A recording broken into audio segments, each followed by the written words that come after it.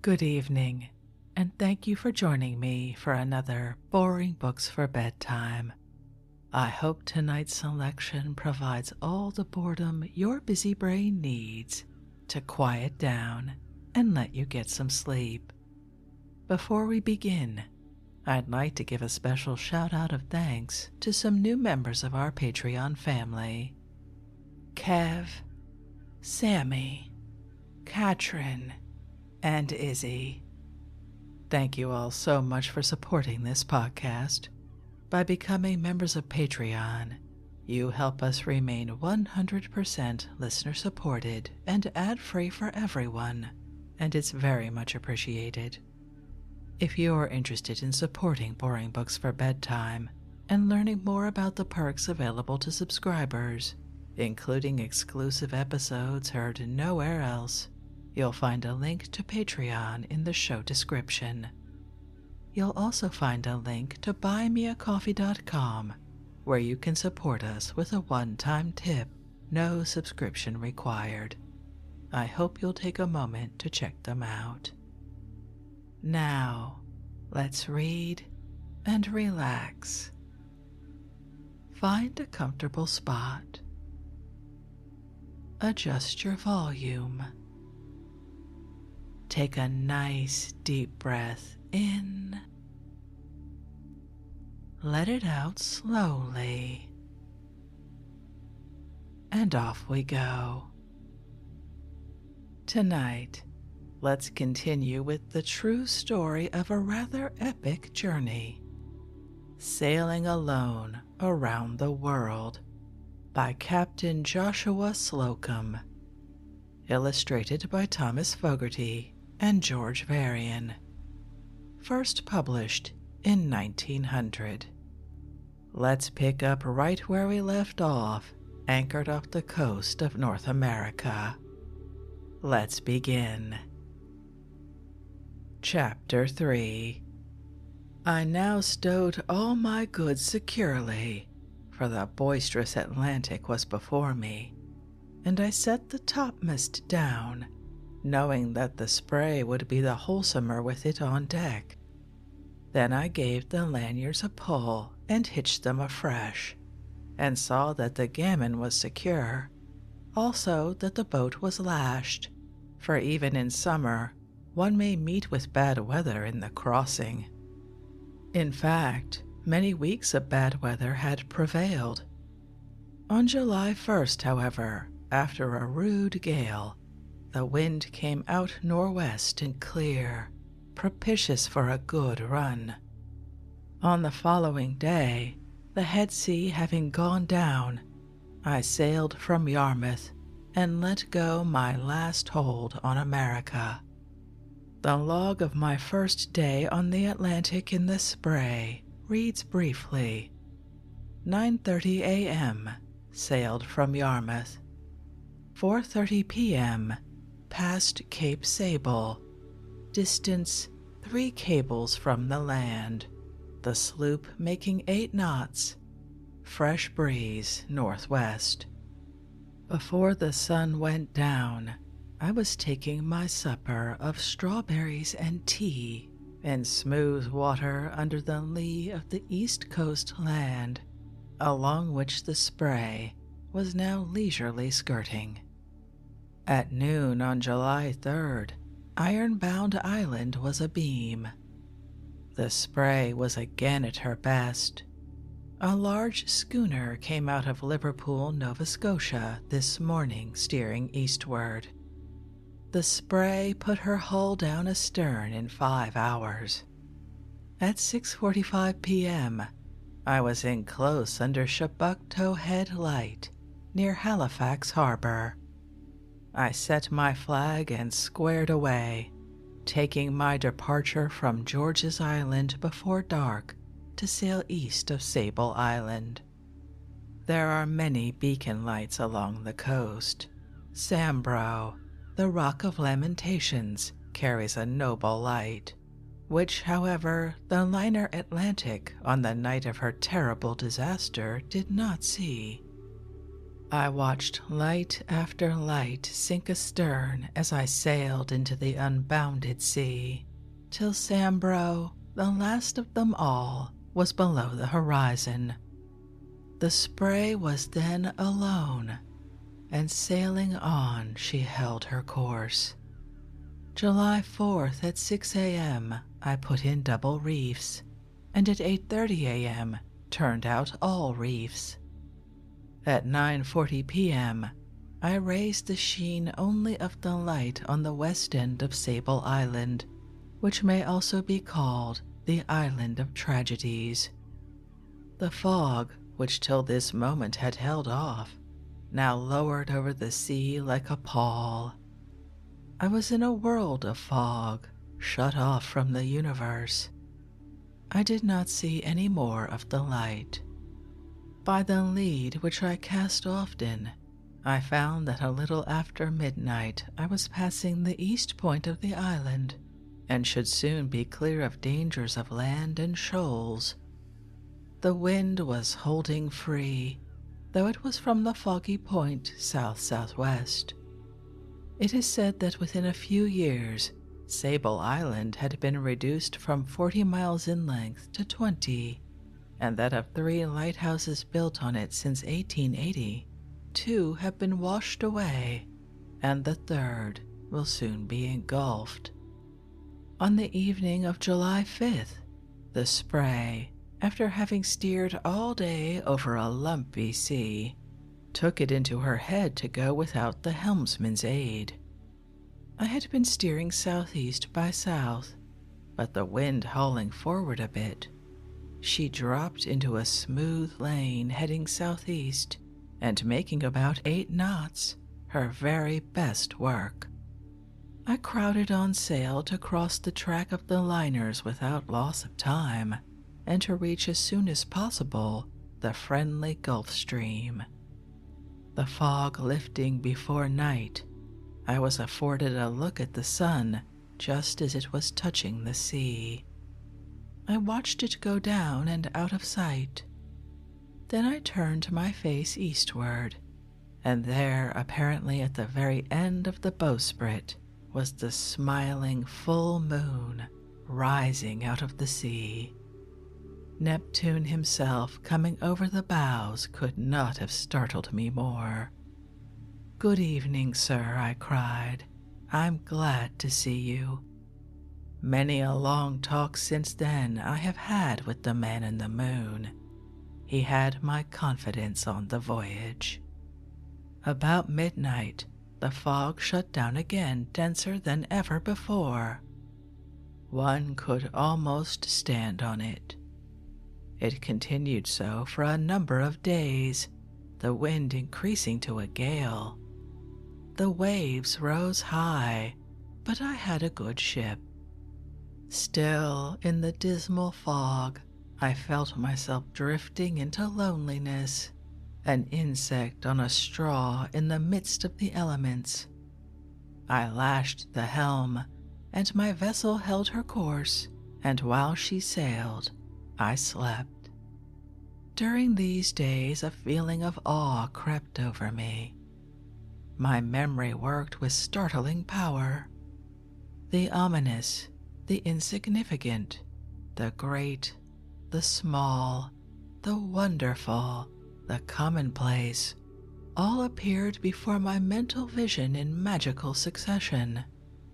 Pages of my history were recalled, which had been so long forgotten that they seemed to belong to a previous existence. I heard all the voices of the past, laughing, crying, telling what I had heard them tell in many corners of the earth.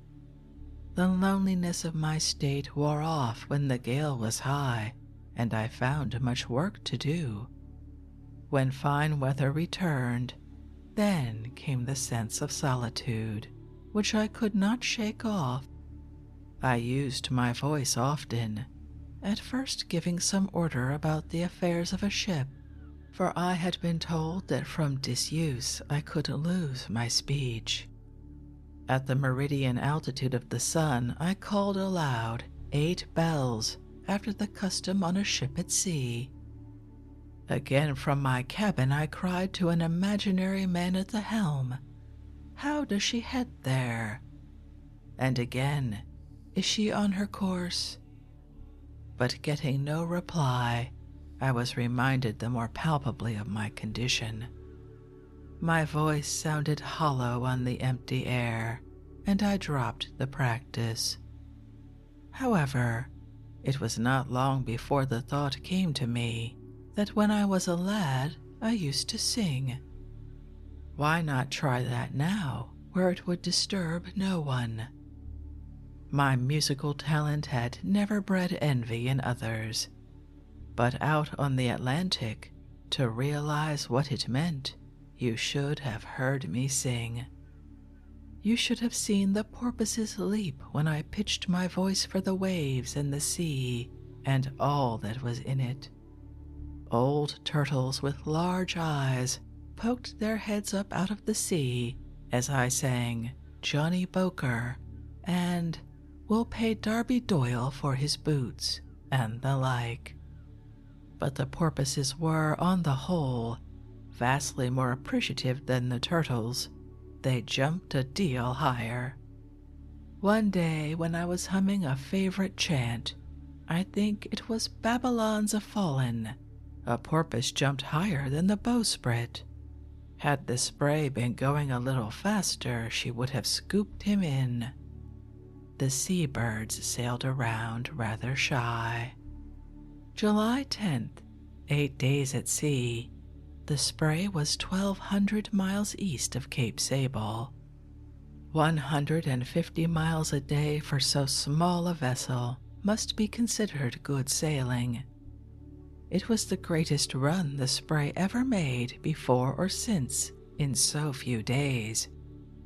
On the evening of July 14th, in better humor than ever before, all hands cried, "Sail ho!"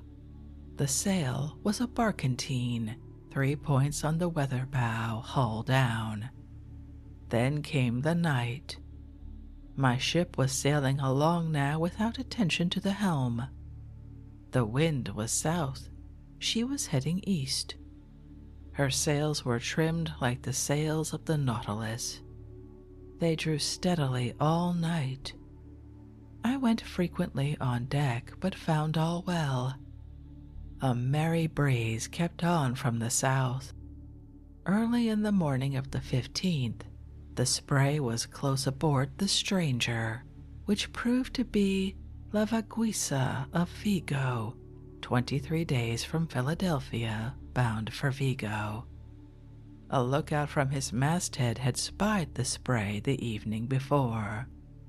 The captain, when I came near enough, threw a line to me and sent a bottle of wine across slung by the neck, and very good wine it was. He also sent his card, which bore the name of Juan Gantes. I think he was a good man as Spaniards go, but when I asked him to report me all well, the spray passing him in a lively manner, he hauled his shoulders much above his head, and when his mate, who knew of my expedition, told him that I was alone, he crossed himself and made for his cabin. I did not see him again. By sundown he was as far astern as he had been ahead the evening before. There was now less and less monotony. On July 16th, the wind was northwest and clear, the sea smooth, and a large bark, hull down, came in sight on the lee bow, and at 2:30 p.m. I spoke the Stranger. She was the bark Java of Glasgow, from Peru for Queenstown for orders.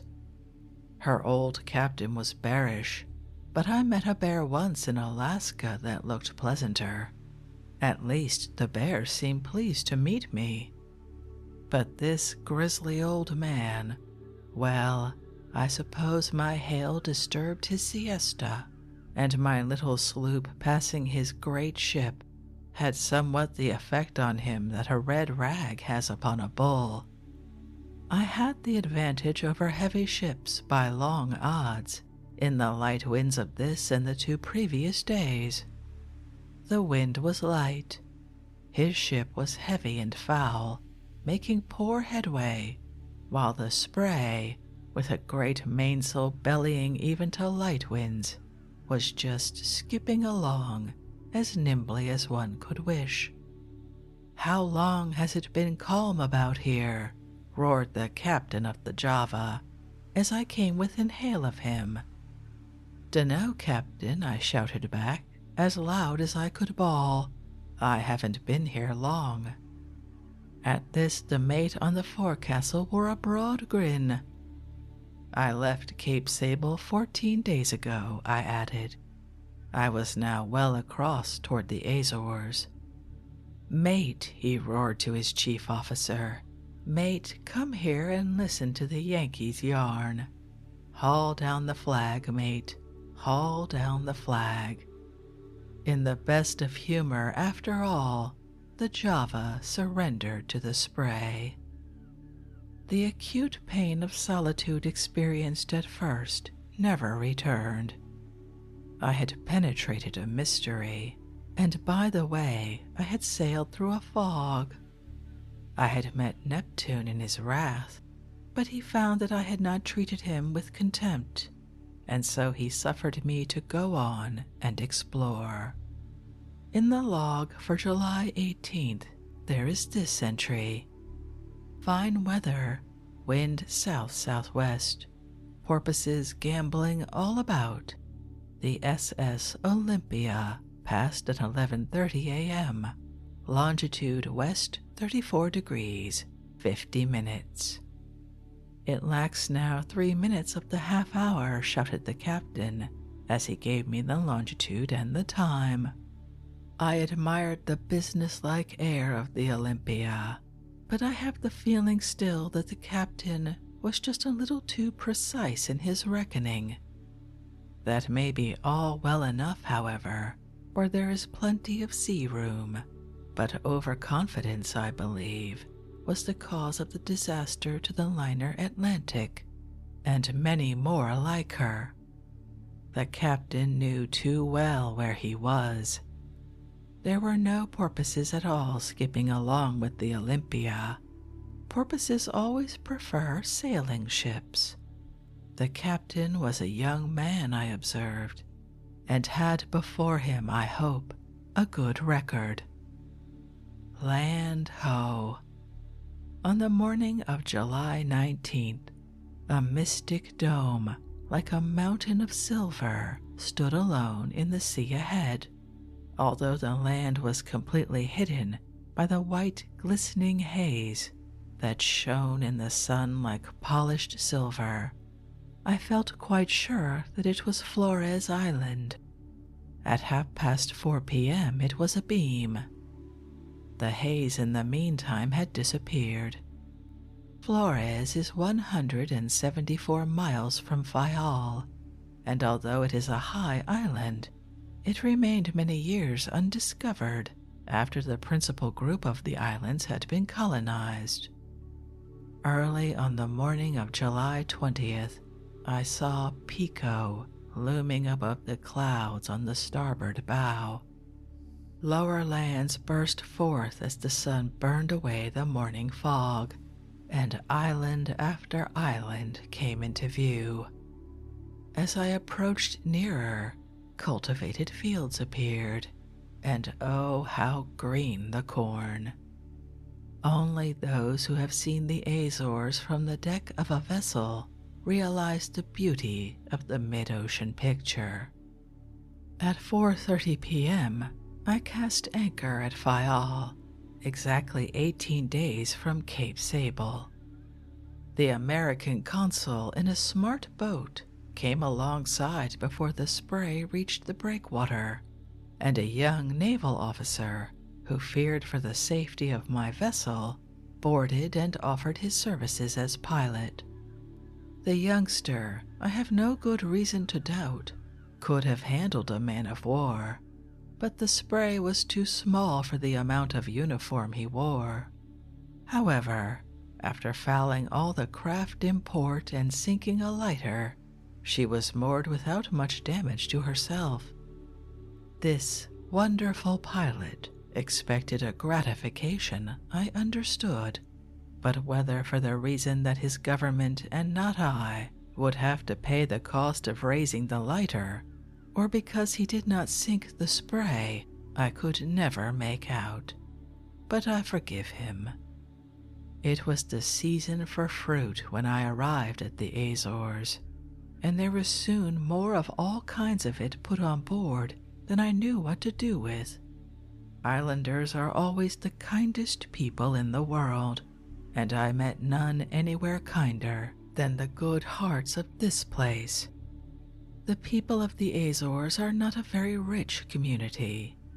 The burden of taxes is heavy, with scant privileges in return, the air they breathe being about the only thing that is not taxed. The mother country does not even allow them a port of entry for a foreign mail service. A packet passing ever so close with mails for Horta must deliver them first in Lisbon, ostensibly to be fumigated, but really for the tariff from the packet. My own letters posted at Horta reached the United States 6 days behind my letter from Gibraltar, mailed 13 days later. The day after my arrival at Horta was the feast of a great saint. Boats loaded with people came from other islands to celebrate at Horta, the capital or Jerusalem of the Azores. The deck of the Spray was crowded from morning till night with men, women, and children. On the day after the feast, a kind-hearted native harnessed a team and drove me a day over the beautiful roads all about Fayal, because, said he in broken English, when I was in America and couldn't speak a word of English, I found it hard till I met someone who seemed to have time to listen to my story, and I promised my good saint then that if ever a stranger came to my country, I would try to make him happy. Unfortunately, this gentleman brought along an interpreter that I might learn more of the country. The fellow was nearly the death of me, talking of ships and voyages, and of the boats he had steered, the last thing in the world I wished to hear. He had sailed out of New Bedford, so he said. My friend and host found hardly a chance to edge in a word. Before we parted, my host dined me with a cheer that would have gladdened the heart of a prince, but he was quite alone in his house. My wife and children all rest there, said he, pointing to the churchyard across the way. I moved to this house from far off, he added, to be near the spot where I pray every morning. I remained 4 days at Fayal, and that was 2 days more than I had intended to stay. It was the kindness of the islanders and their touching simplicity which detained me. A damsel, as innocent as an angel, came alongside one day and said she would embark on the Spray if I would land her at Lisbon. She could cook flying fish, she thought, but her forte was dressing bacalao. Her brother Antonio, who served as interpreter, hinted that anyhow he would like to make the trip. Antonio's heart went out to one John Wilson, and he was ready to sail for America by way of the 2 Capes to meet his friend. Do you know John Wilson of Boston? He cried. I knew a John Wilson, I said, but not a Boston. He had 1 daughter and 1 son, said Antonio, by way of identifying his friend. If this reaches the right John Wilson, I am told to say that Antonio of Pico remembers him. Chapter 4. I set sail from Horta early on July 24th. The southwest wind at the time was light, but squalls came up with the sun, and I was glad enough to get reefs in my sails before I had gone a mile. I had hardly set the mainsail, double reefed, when a squall of wind down the mountain struck the sloop with such violence that I thought her mast would go. However, a quick helm brought her to the wind. As it was, one of the weather lanyards was carried away and the other was stranded. My tin basin, caught up by the wind, went flying across a French school ship to leeward. It was more or less squally all day, sailing along under high land, but rounding close under a bluff, I found an opportunity to mend the lanyards broken in the squall. No sooner had I lowered my sails when a four-oared boat shot out from some gully in the rocks, with a customs officer on board who thought he had come upon a smuggler. I had some difficulty in making him comprehend the true case. However, one of his crew, a sailorly chap who understood how matters were, while we palavered, jumped on board and rove off the new lanyards I had already prepared, and with a friendly hand helped me set up the rigging. This incident gave the turn in my favor. My story was then clear to all. I have found this the way of the world. Let one be without a friend, and see what will happen. Passing the island of Pico after the rigging was mended, the spray stretched across to leeward of the island of St. Michael's, which she was up with early on the morning of July 26th, the wind blowing hard. Later in the day, she passed the Prince of Monaco's fine steam yacht bound to Fayal, where on a previous voyage the prince had slipped his cables to escape a reception which the padres of the island wished to give him. Why he so dreaded the ovation I could not make out. At Horta they did not know. Since reaching the islands I had lived most luxuriously on fresh bread, butter, vegetables, and fruits of all kinds. Plums seemed the most plentiful on the spray, and these I ate without stint. I had also a Pico white cheese that General Manning, the American Consul General, had given me, which I supposed was to be eaten, and of this I partook with the plums. Alas, by night time I was doubled up with cramps. The wind, which was already a smart breeze, was increasing somewhat, with a heavy sky to the southwest. Reefs had been turned out, and I must turn them in again somehow. Between cramps I got the mainsail down, hauled out the earrings as best I could, and tied away point by point in the double reef. There being sea room, I should, in strict prudence, have made all snug and gone down at once to my cabin. I am a careful man at sea, but this night in the coming storm I swayed up my sails, which, reefed though they were still too much in such heavy weather, and I saw to it that the sheets were securely belayed.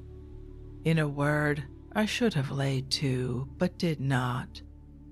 I gave her the double-reefed mainsail and whole jib instead, and set her on her course. Then I went below and threw myself upon the cabin floor in great pain. How long I lay there I could not tell, for I became delirious. When I came to, as I thought, from my swoon, I realized that the sloop was plunging into a heavy sea, and looking out of the companionway, to my amazement, I saw a tall man at the helm. His rigid hand, grasping the spokes of the wheel, held them as in a vice. One may imagine my astonishment.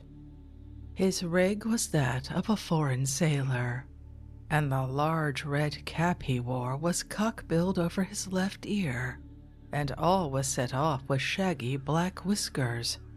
He would have been taken for a pirate in any part of the world. While I gazed upon his threatening aspect, I forgot the storm, and wondered if he had come to cut my throat. This he seemed to divine. "Senor," said he, doffing his cap, "I have come to do you no harm." And a smile, the faintest in the world, but still a smile, played on his face, which seemed not unkind when he spoke. "I have come to do you no harm. I have sailed free," he said, "but was never worse than a contrabandista. I am one of Columbus's crew," he continued. "I am the pilot of the Pinta, come to aid you. Lie quiet, Senor Captain," he added, "and I will guide your ship tonight. You have a calentura, but you will be all right tomorrow." I thought what a very devil he was to carry sail. Again, as if he read my mind, he exclaimed, "Yonder is the Pinta ahead. We must overtake her. Give her sail, give her sail. Vale, vale, muy vale." Biting off a large quid of black twist, he said, "You did wrong, Captain, to mix cheese with plums.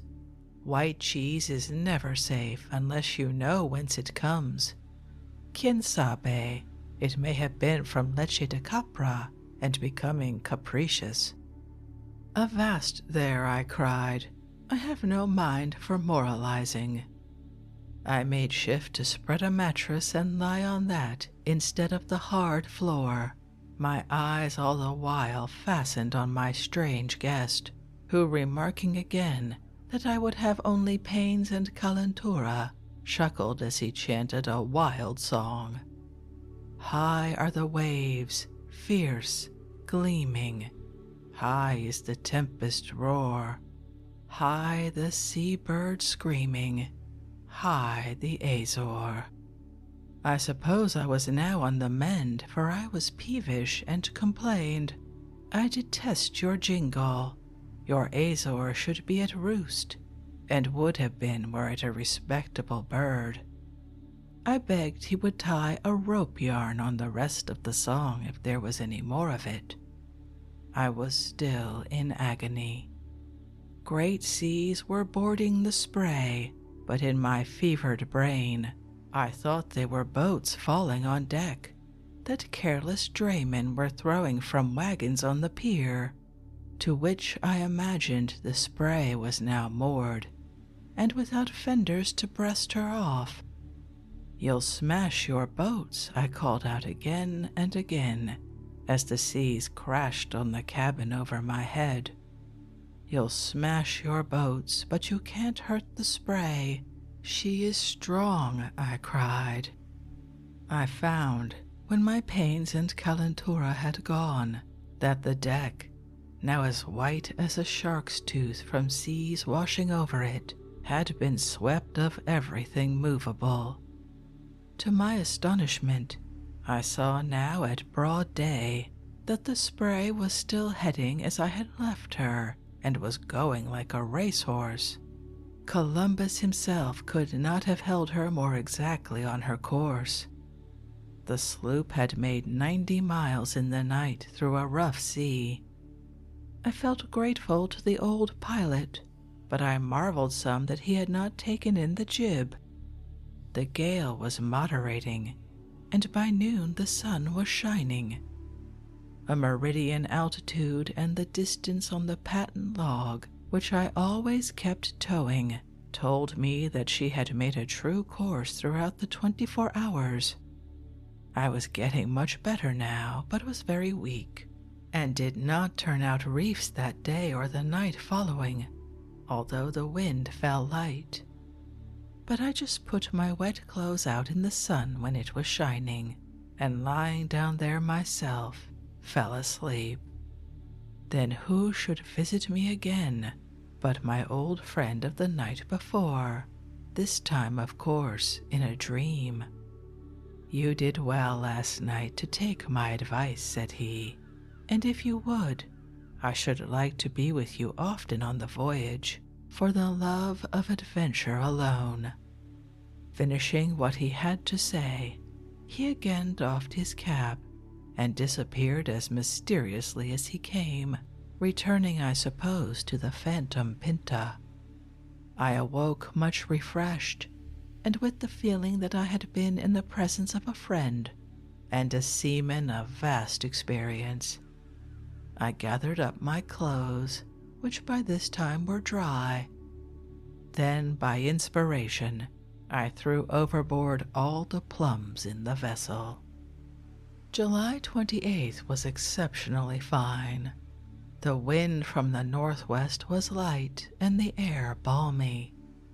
I overhauled my wardrobe and bent on a white shirt against nearing some coasting packet with genteel folk on board. I also did some washing to get the salt out of my clothes. After it all, I was hungry, so I made a fire and very cautiously stewed a dish of pears and set them carefully aside till I had made a pot of delicious coffee, for both of which I could afford sugar and cream. But the crowning dish of all was a fish hash, and there was enough of it for two. I was in good health again, and my appetite was simply ravenous. While I was dining, I had a large onion over the double lamp, stewing for a luncheon later in the day.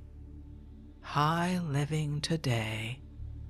In the afternoon, the spray came upon a large turtle asleep on the sea.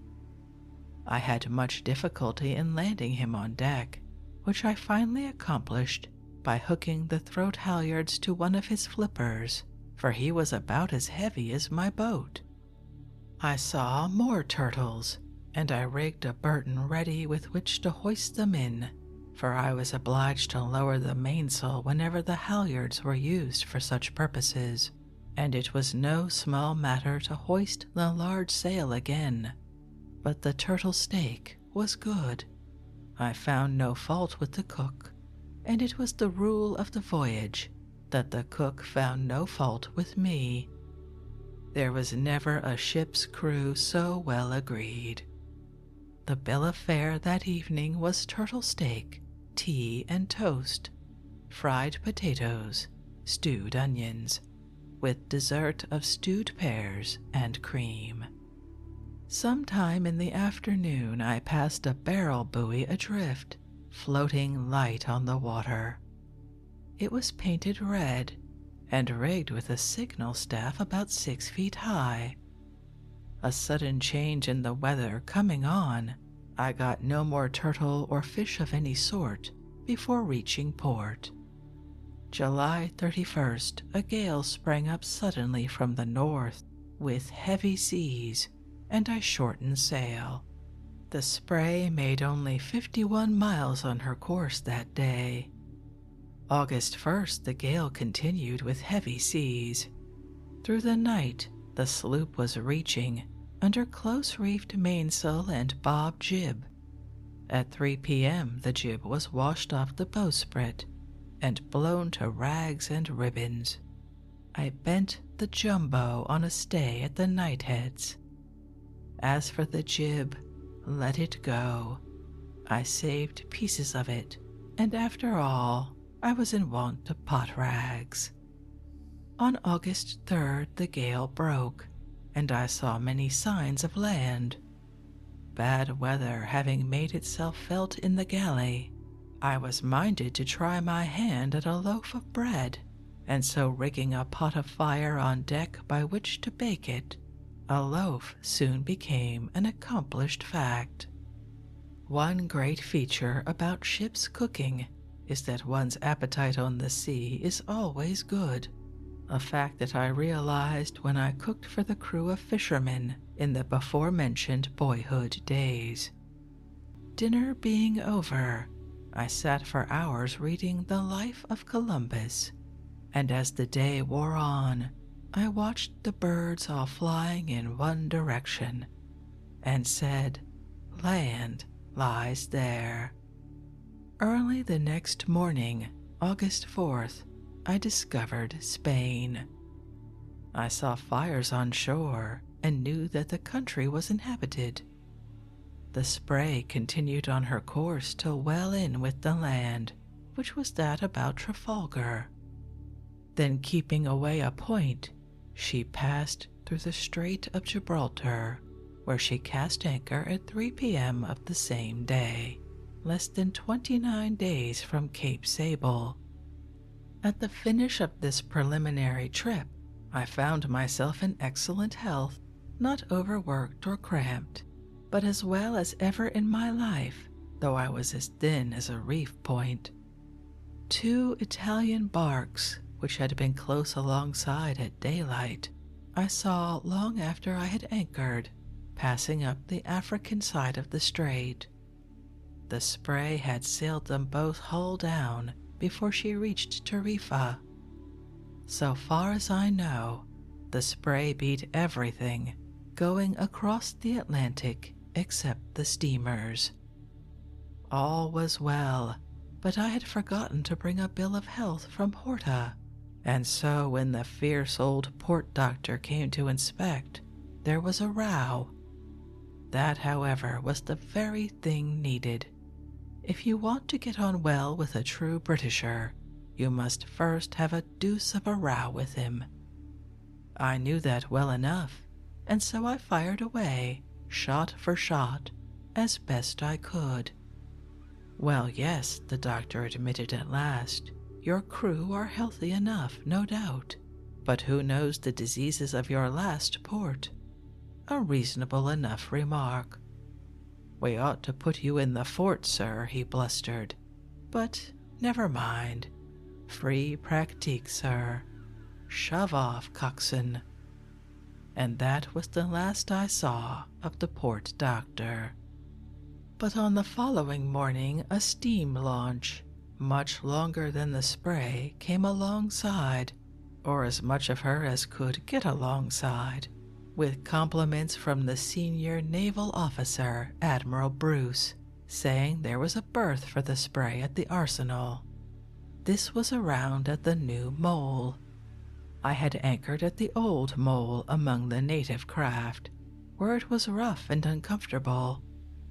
Of course I was glad to shift, and did so as soon as possible, thinking of the great company the Spray would be in among battleships, such as the Collingwood, Barfleur, and Cormorant, which were at that time stationed there, and on board all of which I was entertained later most royally. Put it there, as the Americans say, was the salute I got from Admiral Bruce when I called at the Admiralty to thank him for his courtesy of the berth and for the use of the steam launch which towed me into dock. About the berth, it is all right if it suits, and will tow you out when you are ready to go. But say, what repairs do you want? Ahoy the Hebe! Can you spare your sailmaker? The Spray wants a new jib. Construction and repair there. Will you see to the Spray? Say, old man, you must have knocked the devil out of her coming over alone in 29 days, but we'll make it smooth for you here. Not even Her Majesty's ship, the Collingwood, was better looked after than the Spray at Gibraltar. Later in the day came the hail. Spray ahoy! Mrs. Bruce would like to come on board and shake hands with the Spray. Will it be convenient today? Very, I joyfully shouted. On the following day, Sir Francis Carrington, at the time Governor of Gibraltar, with other high officers of the garrison, and all the commanders of the battleships, came on board and signed their names in the Spray's logbook.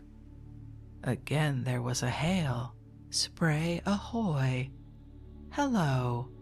Commander Reynolds compliments. You are invited on board HMS Collingwood, at home at 4:30 p.m., not later than 5:30 p.m.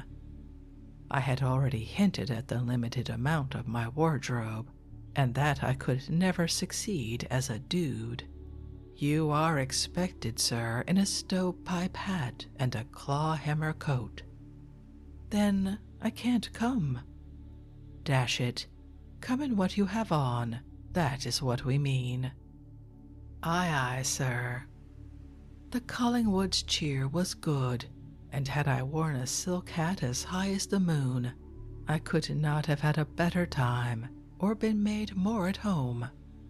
An Englishman, even on his great battleship, unbends when the stranger passes his gangway, and when he says "at home," he means it. That one should like Gibraltar would go without saying. How could one help loving so hospitable a place? Vegetables twice a week, and milk every morning, came from the palatial grounds of the Admiralty. Spray ahoy would hail the Admiral. Spray ahoy, hello, tomorrow is your vegetable day, sir. Aye, aye, sir. I rambled much about the old city, and a gunner piloted me through the galleries of the Rock as far as a stranger is permitted to go. There is no excavation in the world for military purposes at all approaching these of Gibraltar in conception or execution. Viewing the stupendous works, it became hard to realize that one was within the Gibraltar of his little old Morse geography. Before sailing, I was invited on a picnic with the governor, the officers of the garrison, and the commanders of the warships at the station, and a royal affair it was. Torpedo boat number 91, going 22 knots, carried our party to the Morocco shore and back. The day was perfect, too fine in fact for comfort on shore, and so no one landed at Morocco. Number 91 trembled like an aspen leaf as she raced through the sea at top speed. Sub-Lieutenant Butcher, apparently a mere lad, was in command, and handled his ship with the skill of an older sailor. On the following day I lunched with General Carrington, the governor, at Line Wall House, which was once the Franciscan convent. In this interesting edifice are preserved relics of the 14 sieges which Gibraltar has seen. On the next day, I supped with the Admiral at his residence, the Palace, which was once the convent of the mercenaries. At each place and all about, I felt the friendly grasp of a manly hand that lent me vital strength to pass the coming long days at sea.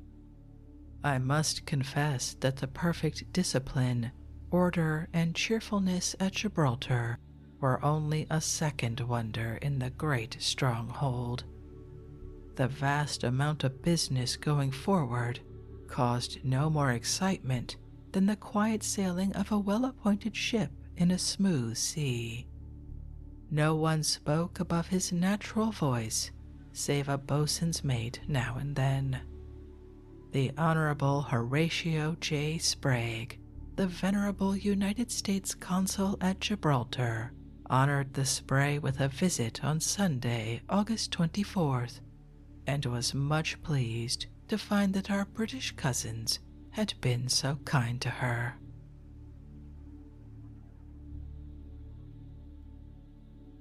And with the end of Chapter 4 and the verge of our departure from Gibraltar, I think we'll end this evening's reading from Sailing Alone Around the World.